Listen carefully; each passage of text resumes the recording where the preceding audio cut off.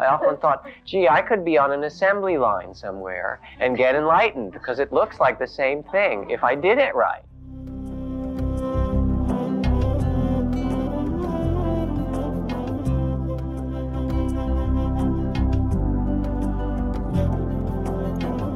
Welcome to the Jack Kornfield Heart Wisdom Hour. We are delighted to share with you Jack's innate common sense wisdom and his clear, open heart. If you are interested in supporting Jack's podcast, go to BeHereNowNetwork.com/Jack.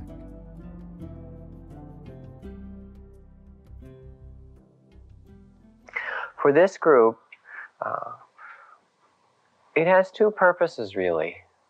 One purpose is the building of Sangha, that there's just a special and supportive kind of energy that develops as we come and sit together. It develops by getting to know one another, even in the short time of tea break or getting a ride here with someone. And it develops simply in the fact of being together as we sit, and somehow establishing with our minds and our hearts and our bodies, at least once a week, a kind of communion in silence, which is that we pay attention and listen inside, listen to our hearts, listen to our bodies, and begin through that attention to cultivate a more balanced and hopefully wiser or kinder relationship to ourselves and the world around us. Beside building Sangha, it's also a kind of picker-upper or an inspiration. There are talks that I've done for the past 5 weeks on the steps of the Eightfold Path, and I'll continue it tonight, in relation to the practice that we might do as householders, as people living in the world. And so tonight's talk is on what's called right livelihood. So far we started with right understanding, the first step, and spoke very much about the importance of spiritual practice in one's life. That if we look at the time we die, if we look back and ask ourselves what really mattered, there aren't very many questions that we'll come to ask. Maybe just one or two. Did I live well? Or better yet, did I love well? Maybe that's all that will have mattered to us. And so the importance of a spiritual practice is to begin to live as if we knew what we're going to know when we die, or what we're going to ask. And then the next week we talked about right attitude for practice, which was both an openness of mind and heart, an exploration, a discovery. And secondly, a willingness to renounce our habits in some fashion, to be willing to work and not just take everything for convenience or because it's easy or it's our habit, to look at some new way of being in the world or to look more deeply. Then the Eightfold Path goes on to describe 3 aspects of what's called virtue or uprightness of heart. And that is right speech, using speech to become more conscious, to awaken in ourselves to what's true, so our words come from truth, and as a way to bring help, compassion, and awareness to people around us, because speech is so powerful. Right action, which we spoke of last week, paying attention to our deeds in the world and having them based on compassion or non-harming and on awakening. Now finally, the third of the steps of virtue, right livelihood. And what's interesting, virtue is so infrequently spoken of in our culture, in our modern California culture anyway, because it's Victorian and old and repressive, and it needn't be any of those things. Virtue is, on one level, a training.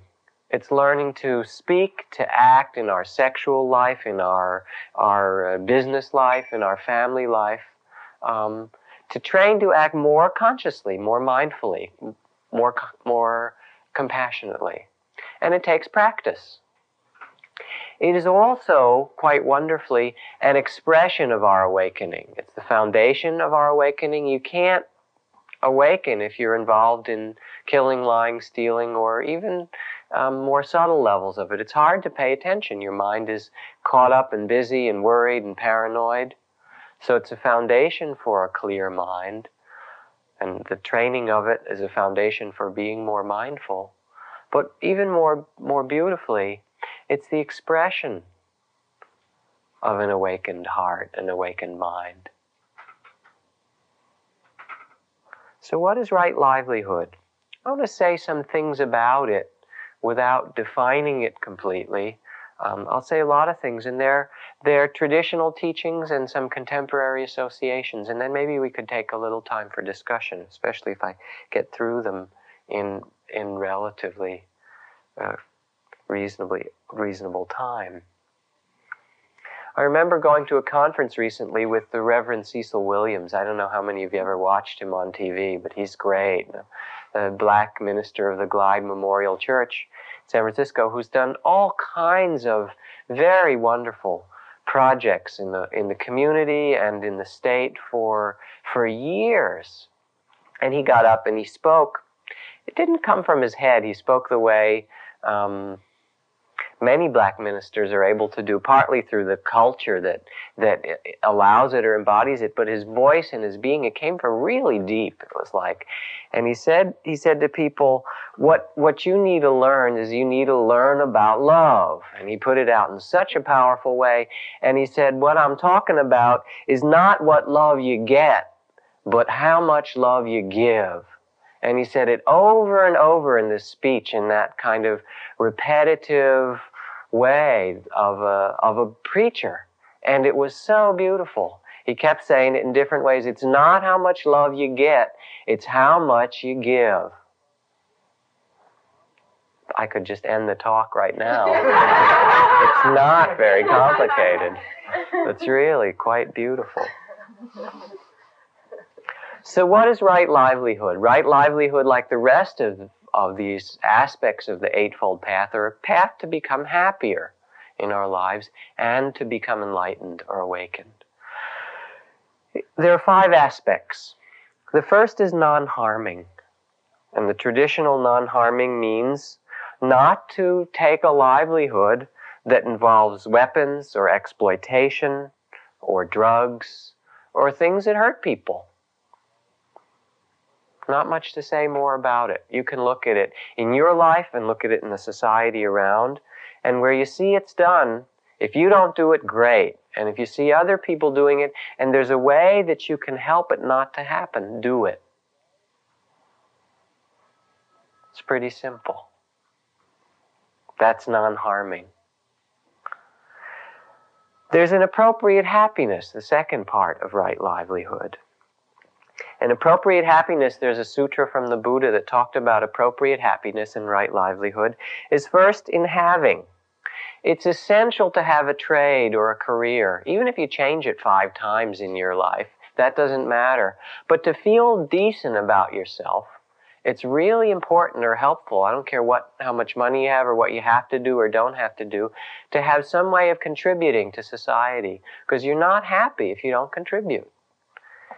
So to find a trade or a livelihood or a career, and it maybe you use it for a while and then you change it, but there's a happiness or a joy in having a career or having work that one can do.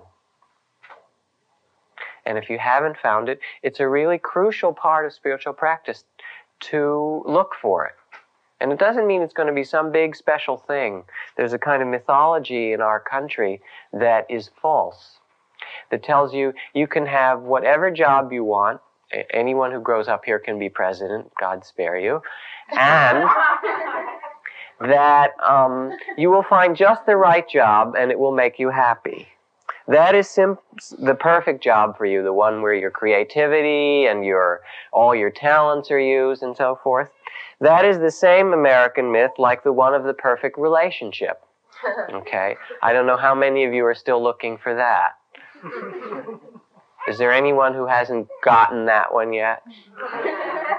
Okay, you got that one. It's true about jobs, too. There is not the perfect job. I had the perfect job. Traveling around the world to glamorous places, getting a lot of care and respect, relating to people in issues of Dharma and meditation, sitting together. It was really wonderful. I got tired sometimes. People came and they called me in the middle of the night. There were things I didn't like about it. Plus which, I couldn't have a house and I didn't settle down until recently, so I gave it up to teach in a different way because it wasn't as perfect as I thought it would be. It seemed perfect. It was wonderful. There is no perfect relationship and there's no perfect job. Find one or something and really give yourself to it. That's a happiness. Secondly, there's a happiness in producing from the job, which is to make money, basically. It's both producing goods or service for other people, which we'll get to, but it's in having things and using them. And as householders, money is necessary, and it's fine. And that's part of our dharma, of our way of being in the world. And to have a career, or to find some way to work, even if it's your career for the year or several years, and then to use it to create a home or to create the financial things that are appropriate for you is great. It's really wonderful. And using means also, in terms of being happy, there's a wide range. It can be using in a very simple way or can be using in a more extravagant way. You're not so happy if it's based on a lot of indulgence. Not that you shouldn't do it. You're welcome to try it. But the people that I know who've tried it for a while find it not so satisfying. So there's a happiness in having a career and work and in producing and using the things that come from it, including one's money. The third happiness is to be free from debt. Yeah, that's a good one for our country, isn't it? It's funny it was said 2,500 years ago. It seems to still be true. Because you worry and you're anxious and you strive and you struggle, and it really has to do with contentment. To see if you can learn fundamentally or basically to live within your means. I'm just going to put this stuff out about right livelihood. You can do what you want with it, and it's not commandments or anything like that. It's suggestions. It says wake up to these different areas of your life. That you're happier if you live within your means, and that people who don't find themselves not happy. And frankly, if you've ever lived in a third world country or some simple situation for a while, you discover you don't need 1/4 of what you think you do to be happy. You can live with a lot less than you think you can. And you can be as happy watching a sunset or taking a walk as going and having an extravagant night out on the town. If you know how to relate to those things. So the third is freedom from debt, in having and using and being free from debt. And the fourth is free from blame or fault in your livelihood, in your work. That you do it not to please the world around you or because of what people will think, but you let it somehow come from inside. That what you choose and where your actions come not from how they look, because after a while you get caught by that and you get into pain and sorrow. But that you start to reference inwardly to what matters or what you care about and let that affect your livelihood and your work. So the first aspect of right livelihood is non-harming.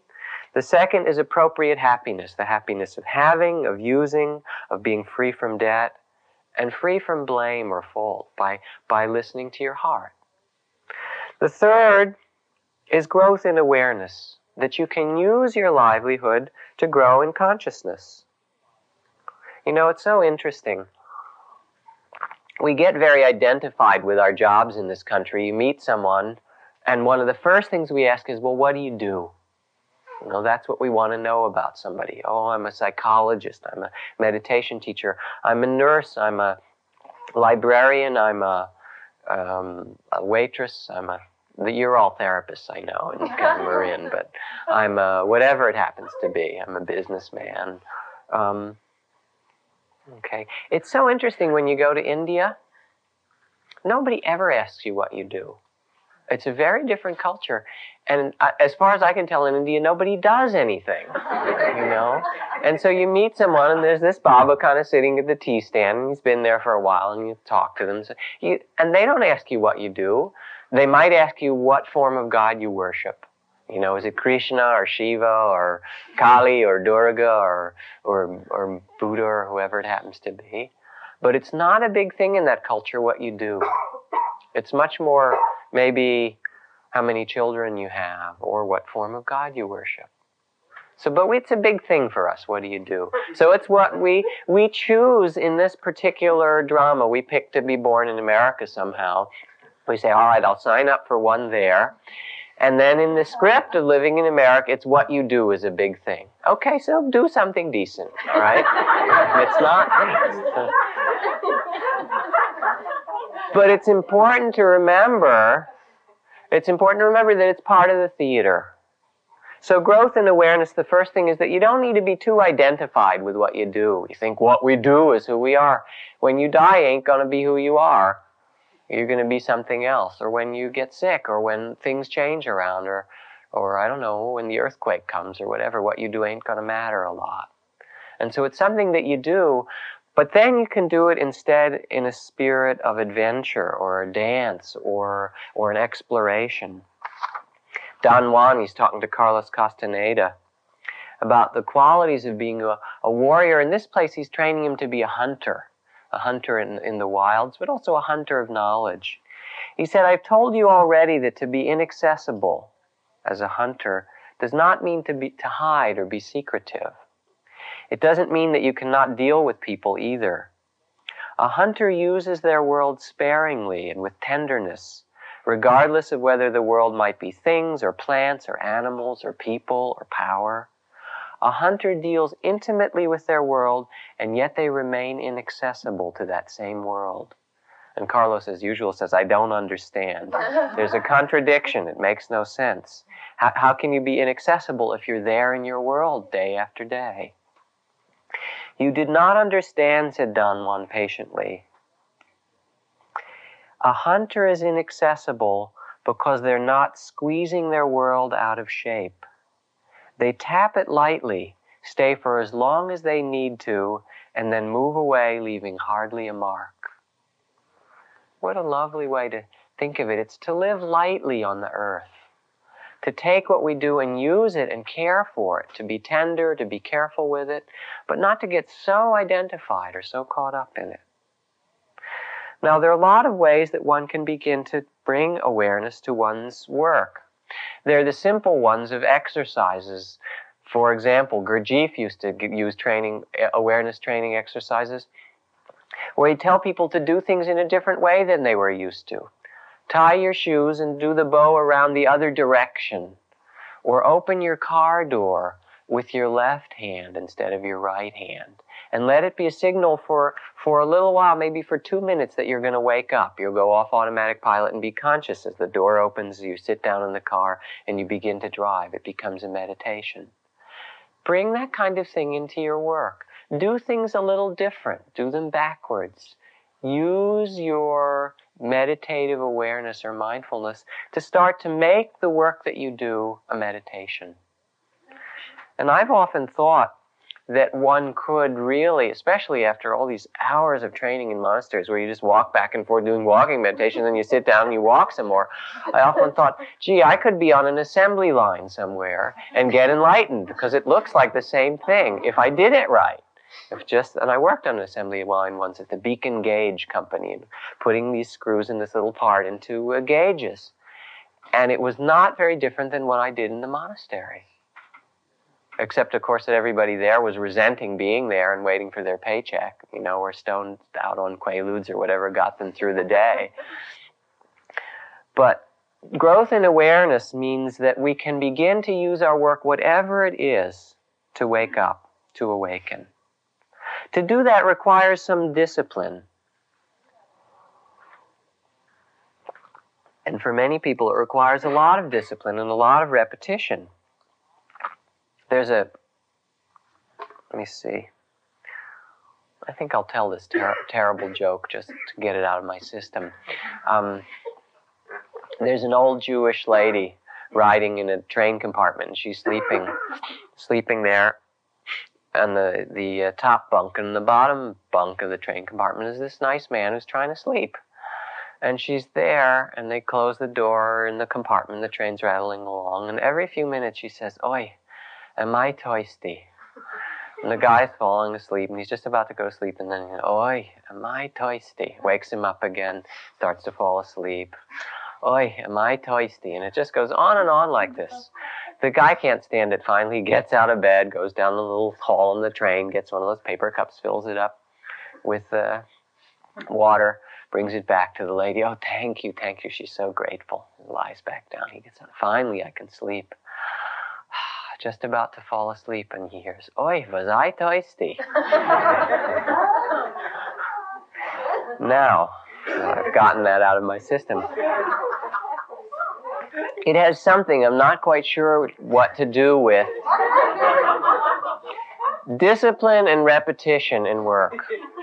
Most every kind of work that you do, whether it's as an artist even, or as a therapist, or as a mechanic, or whatever kind of business thing that you do, will have repetition and boredom, and one way to react is to put yourself on automatic pilot and go to sleep.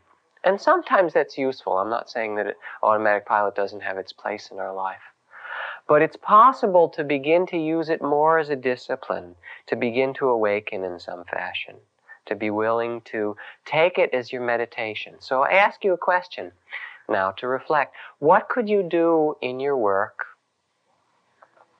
more meditatively? Or how could you bring more mindfulness into the particular work that you do?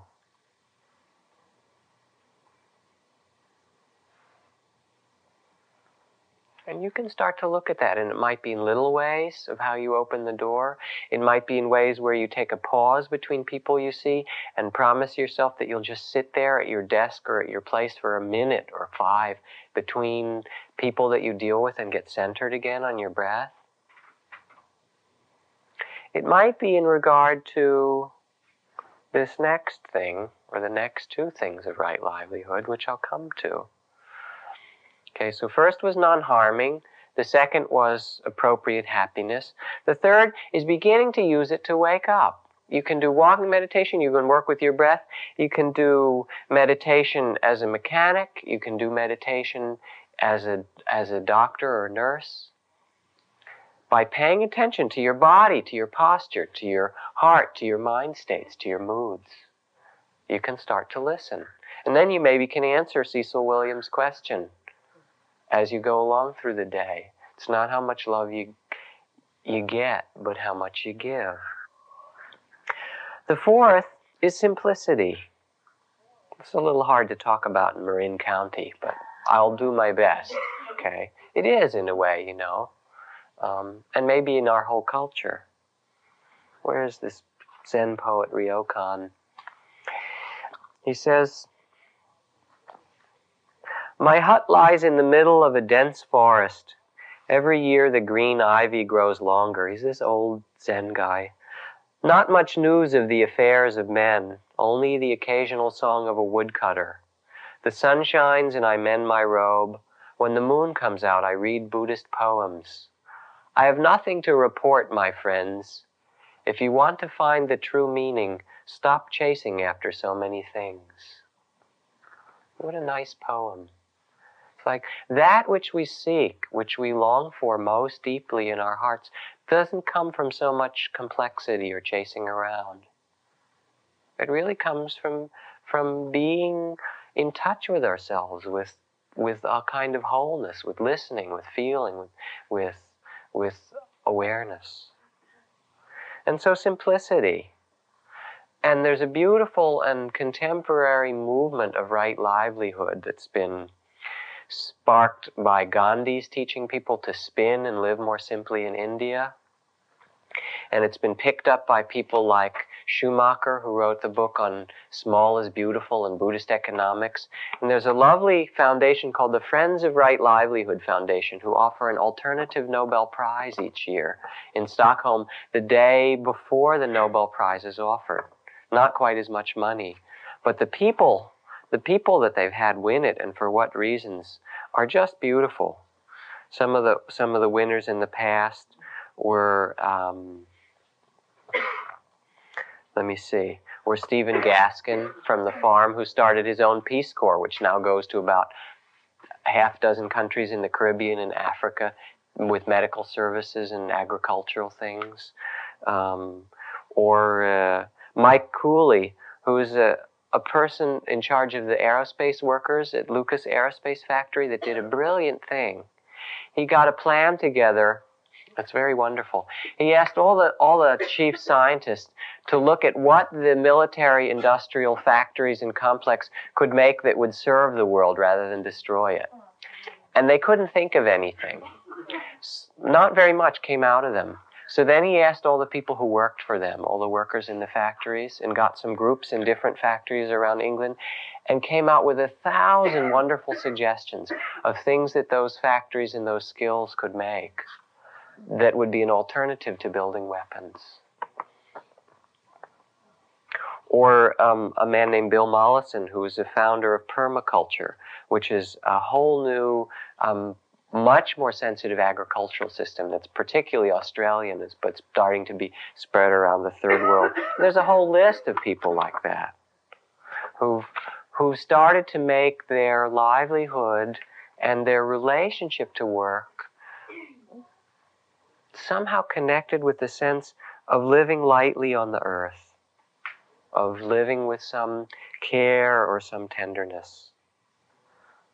And it's a very beautiful thing, this quality of simplicity, of seeing that we don't need as much as we thought we did to be happy, and really looking for ourselves, asking yourself the question, what do I really, really want? You know, or what will I have wanted when I'm old and I look back? What will I have cared about? Or what do I care about for this world that I live in? Some sense of our connectedness with it. And that leads to the last of these aspects of right livelihood, which is service. And in some ways the most beautiful of all. There's non-harming, there's the appropriate happiness of having and using in a career. There is growth and awareness, using our livelihood to awaken. There is simplicity in learning how to live lightly on the earth. And finally, there's seeing that what we do is totally interconnected with the rest of life, of discovering our connectedness and seeing that the world is entrusted to us. Somehow. It's our planet, and it's entrusted. And Ram Dass's teacher, Neem Karoli Baba Maharaji, someone one time asked him what his teaching was. And he said that his whole teaching was love people and feed them. And that was all. And it's so nice at the intensive meditation retreats that I've taught so often to watch the people who come and volunteer to cook. Because they're not cooking in a restaurant in order to get their paycheck and kind of get the stuff out and get home and do something more interesting. The people come there to cook because they want to, because they like to cook, and they want to support people's practice and their sitting in their retreat. And there's so much caring. And a pan of food goes out and there's flowers on it, or there's some decoration, or there's something that's done to it, or just the way that it's cooked. Sometimes they'll just sing when they cook with it, as a way to let that very simple action of cooking, which we all do, become an expression of caring, of service. And we can do that in our work. And we can do it. There are 50 little ways that one can be mindful in service. In the very nice book by Zen master Thich Nhat Hanh called The Miracle of Mindfulness, it's the best book that I know on mindfulness in daily life. He said that his teacher gave him a whole series of little exercises. For example, when he washed his hands, he would recite this thing that, as I clean my hands, so too may I bring a purity, a cleanliness or purity of heart to all the people that I meet today. Or as I drive in the traffic, may I wish well on all the other people that I meet, that I pass by. Instead of, it's a very different relationship. And I've sat on buses, and you sit in your cocoon. You're riding the Muni or whatever, and there you are, and everybody else has got their book or their paper. They're in their little cocoon, and you don't want to be too connected, And then I've sat there and I've looked up, and without being too obvious or hokey about it, I just start to do a loving kindness meditation. Look around, since I'm not doing anything but daydreaming anyway, or planning, which is worse. And I start to think, may I be happy and peaceful, whatever. And then I look around, in an unobvious way, may all these people, may they be happy. And I let myself tune into them. Some are bent over with suffering and sorrow, and some are teenagers who are just kind of blooming with energy and or with aggression or whatever it happens to be, and some are happy and some are sad. And just to send them a little loving kindness, may each one of them. And it totally changes your relationship to the bus. Completely. You get off that bus and it's like you just took a trip to India to some wonderful ashram. It's true if you do it, because you feel connected with the world and the people around you. And that's the spirit of service. It can be in giving of what you actually do, because any kind of livelihood, as long as it's not harming, is a fine one. It really is. We need it all. We need farmers. We need plumbers. God, as I've said in retreats, I'd much rather live in San Francisco with no doctors than with no plumbers. It's a very crucial thing. And we're all knitted together, and we all find something to do for a while. It's beautiful. You can see it as, well, I do it to get through the night or the day and get my money, or I'm going to do this thing and awaken and serve. Even if I'm a plumber, or I'm something that may seem at first mundane, I'm going to use it to serve. And you know how nice it is to have somebody who is your waiter or waitress, or at the checkout counter at the supermarket, or the person who comes to fix your refrigerator in your house, be a nice human being who cares when they do their work, both about their work and about you. It just could change your whole... It's like the Buddha walks in and says, hey, I'm going to fix your refrigerator today, but really I'm the Buddha, and I'm just here in the guise of a refrigerator repair person, And they say a few nice things to you and remind you that you can love the world around you a little bit more, or that you can awaken, fix the refrigerator and go off. What a fantastic thing. And we each have that capacity to bring that kind of light to the work we choose. Zen Master Sansanim, who now has temples all around the country, 15 or 20 different Zen centers. When he first came and he knew no one and he wanted to teach Zen, he got a job in Providence after talking at Brown University to support himself. And he was a Zen master with all these big temples and quite famous and many disciples. Wanted to teach in America. Only job he could get, didn't speak such good English, work in a laundromat, mopping the floors and fixing the machines when they broke. So there's this guy in this gray robe, bald head down there cleaning up the laundromat. Students from the university would come down in the laundromat and kind of see him there. And after a while, some people got curious, who is this strange guy down there? And they'd talk to him. He'd say, I Zen teacher. He still doesn't speak such good English. And they'd say Zen, and he'd say, yeah, sitting, and show how, And after a while, people started to come down and hang out in his laundromat. This is a true story. And get really interested in who this guy was and what he taught. And then they started to come up to his apartment, and he taught them how to sit Zen meditation. And he would go to work in the laundromat and leave them sitting there and so forth. And gradually it switched around. And over the last 12 years, there are now dozens of his Zen centers and many hundreds of students. But that was a fine thing to do. It's like to do what needs to be done. And there's a beautiful whole chapter in the Bhagavad Gita on karma yoga. Let me see if I can find it. And it talks about how I've already told you in this world, says Krishna, aspirants may find enlightenment in two different paths. For the contemplative, there's the path of knowledge, and for the active is the path of selfless action. Freedom from activity is never achieved by abstaining from action. Nobody can become perfect by merely ceasing to act. In fact, nobody can ever rest from their activity, even for a moment. All are helplessly forced to act by the movement of life. It goes on. Do your duty always, but without attachment. Do your dharma, it's called, your work. This is how a person reaches truth, by working without anxiety about results. The ignorant work for the fruit of their action. The wise must work also, but without desire or attachment, pointing their feet in the path of their dharma, giving their heart to it, working without attachment. Let them show by example how work is true practice. The whole chapter in the Bhagavad Gita. To begin to use our work through the path of selfless action. It's not how much you get that makes you happy.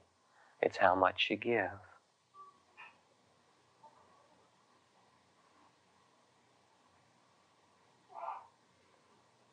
Now the last thing I want to kind of end with a little guided meditation. Don't move. Stay wherever you are. It doesn't require sitting up or anything. But let your eyes close for a second. Or actually just be a minute or two.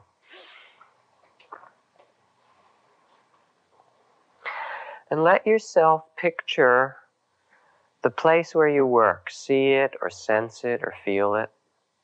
Or if it's not where you work, then where you go to school, if that's what you do. Or if not that, then the place where you live if you don't work right now. But for most people, it'll be the place where you work. And there are two questions we're going to ask. One is, how can I make this work more conscious? And the other, how can I make it more of a loving service? For the first question, in the place where you work, the Buddha, or the Bodhisattva of awareness, Manjusri, has left a gift for you. It's a box, and you'll discover it there at your place of work. Let yourself sense it or see it or know where it is, and go over to it. And when you find this gift from the Buddha of how to make your work more conscious, inside the box will be a clear symbol of something that you can do. A very clear symbol of how to make your work more conscious for yourself. So let yourself open the box and become aware of what that gift is. This symbol of how to make your work more conscious. Let yourself know it or see it or sense it. And if it's not clear to you, then there's a light switch over in the wall. Turn it on. Bring a little more light into the box. You'll be able to see the Buddha leaves very good gifts for you. Just the right thing. And if you need a little explanation of how to do it, in the bottom of the box you'll find a little note left by the Buddha. Pick it up and you'll hear or see or know just the 2 or 3 words. It'll say, do, just what you need to learn, what this symbol stands for.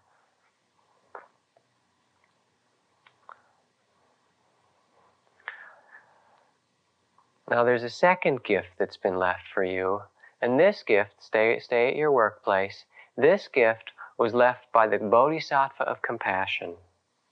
And it's left just at the place where you work. There's another wonderful package. And it's the answer to the question, how can I make this work more of a loving service? What do I need to do, or how can I do it, or what must I remember? So let yourself find that gift in whatever way you need to, and open this package left by the Bodhisattva of compassion.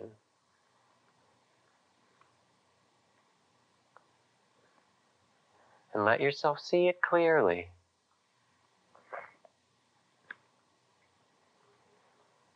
And if it's not clear, then take it over to the window and let the sunlight stream into it, and you'll see it.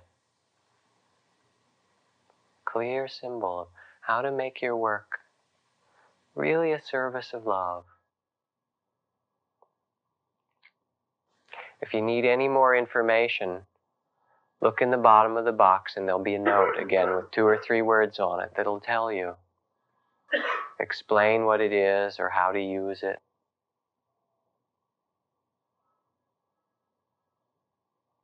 And then just staying inside for a moment, I'll ask you a couple or a few questions which you can just let the answers come out of your own heart. The question is, how can I begin to discover or continue to discover peace and harmony where I am at work, just where I am? And how can I begin to discover the Dharma or truth within this work, just where I am?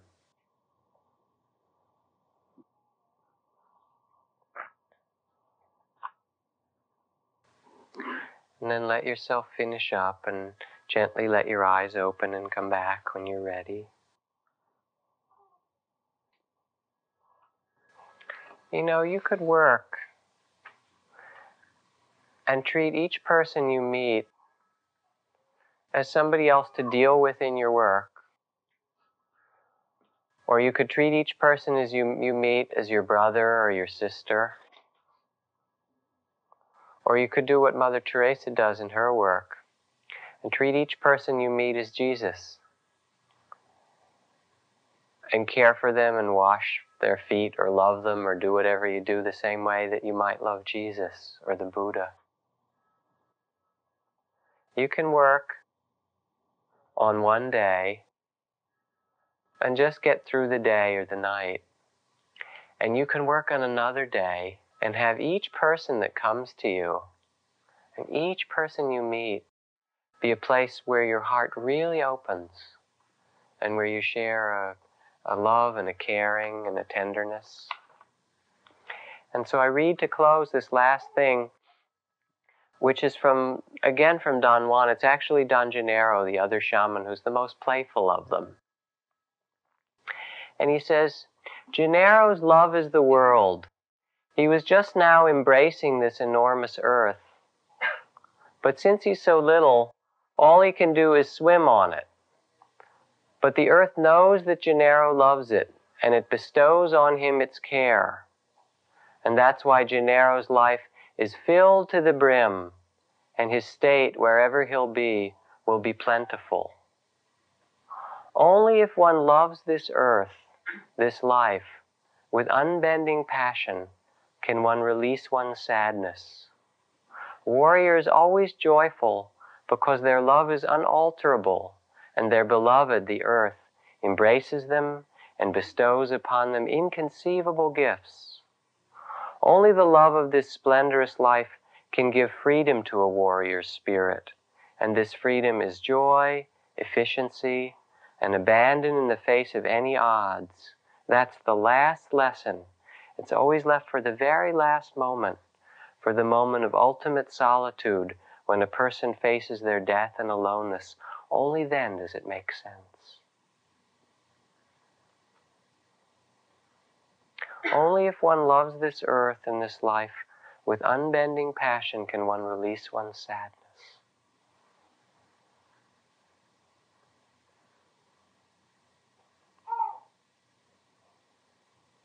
So those are some thoughts or reflections on right livelihood. I guess the last thing to say before we have some discussion time is it's not easy. It isn't. None of these things are easy. Every step and all the things are hard. Dealing with the world of money is difficult and responsibility. Trying to wake up in a society where most of what is taught is to go to sleep is difficult. Trying to love in a place where a lot of times people are uncaring or where they've forgotten that that's what they want to is difficult. All these things are really hard. Doesn't matter. We still want to do them anyway inside when we remember.